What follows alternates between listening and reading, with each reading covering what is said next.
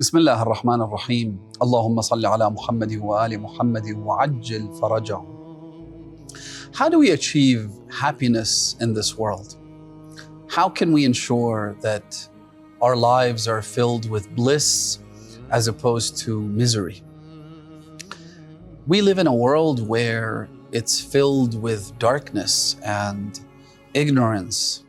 The Quran describes it beautifully as well as horrifically when Allah subhanahu wa ta'ala says, أو كظلمات, it's like a darkness في بحر لجي يغشاه موج من فوقه موج من فوقه سحاب. Imagine you're in the middle of an ocean, a vast sea that has wave upon wave, as well as clouds that cover the sky. The Quran says that if a person like that extends their hands, they could barely see them. Then Allah subhanahu wa ta'ala says, وَمَنْ لَمْ يَجْعَلِ اللَّهُ لَهُ نُورًا فَمَا لَهُ مِن نُور. And whoever Allah does not grant them light, then they have no light. So in a world like this, where confusion is the name of the game, how can we ensure that our lives achieve happiness, or any degree of happiness for that matter? Well, human philosophers have attempted to answer this question, and their answers have been less than adequate, to say the least. Some of their solutions have been to the detriment of the afterlife, and sometimes, perhaps more often than not, we've incurred a loss in both this world as well as the next. ذَلِكَ هُوَ الْخُسْرَانُ الْمُبِينُ, as the Quran says, and that is manifest loss. So what about our religion? Has it provided a model, an optimum model that allows us to achieve happiness?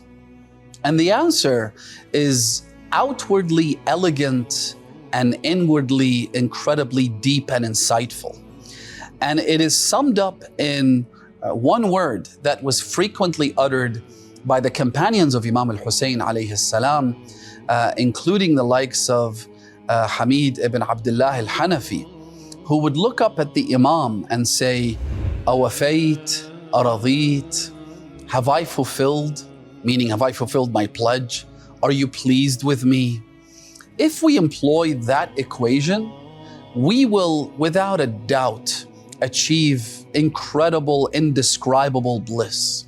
Imagine a little girl drawing a picture and then going to her father and showing the drawing that she's created and saying to him, is this a nice picture? Is this beautiful? Do you like my work?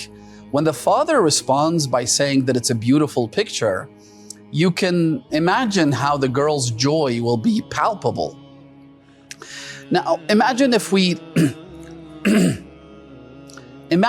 led our lives by asking this question in the morning and the evening before we go to bed. Imagine if we asked our Imam, Awafait, Aradit, have I fulfilled? Are you pleased with me? Are you pleased with the way I interact with other people? Are you pleased with the way I treat my wife or husband? Are you pleased with my prayers and rituals? The Imam can provide an answer that is perhaps more obvious to us than not. Even if we can't interact with the Imam directly, I think the answer to that question will be very, very clear. Sometimes the Imam's response might be, Anta amami fil jannah, na'am, wafait. As the Imam said to Sa'id ibn Abdullah, he said to him, you will precede me to paradise. Keep going, this is the right path. Or the Imam might say, you need to fix and adjust things here and there. You need to make certain changes to the things you're doing. And sometimes the Imam might respond by saying that you need to change course, that what you're doing is wrong. But if we truly did that, brothers and sisters, if we asked the Imam, awafayt, araghit, I think that that can provide us with an incredibly powerful moral compass in the darkness and the desolation of our world.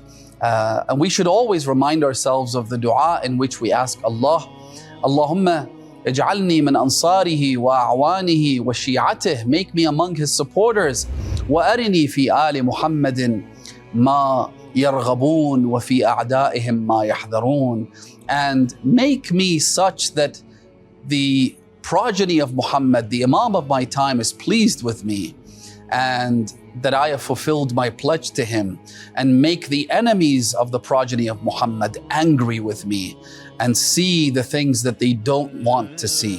Wassalamu alaikum wa rahmatullahi wa barakatuh.